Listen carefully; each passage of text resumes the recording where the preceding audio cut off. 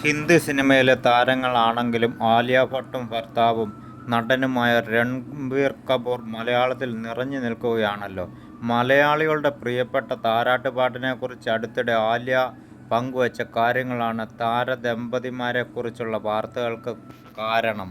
ആലിയയുടെയും രൺബീർ കപൂറിൻ്റെയും ഏക മകൾ രഹാനയെ നോക്കുന്നത് മലയാളിയായ ആയയാണ്. അവർ കുഞ്ഞിനെ ഉറക്കുന്നതിനായി ഉണ്ണി വാവാവോ എന്ന പാട്ട് പാടിക്കൊടുക്കുന്നു.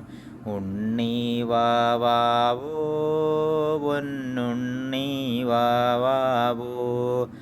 ഇപ്പോൾ ഉറങ്ങണമെങ്കിൽ മകൾക്ക് ആ പാട്ട് വേണം. വളരെ കഷ്ടപ്പെട്ട് രൺബീർ ഈ പാട്ട് പഠിച്ചെടുത്തു എന്നുമായിരുന്നു ആലിയ വെളിപ്പെടുത്തിയത്. നടിയുടെ ഈ വാക്കുകൾ ആരാധകരെല്ലാം ഏറ്റെടുത്തു. കേരളത്തിൽ പിന്നീട് ഉണ്ണി വാവാവോ തരംഗം തീർക്കുകയായിരുന്നു. ഇപ്പോഴിതാ ആലിയയെക്കുറിച്ച് പറഞ്ഞ് ശാരദാക്കുട്ടി ടീച്ചർ ഫേസ്ബുക്കിലൂടെ പങ്കുവച്ചൊരു കുറിപ്പ് വൈറലാവുകയാണ്.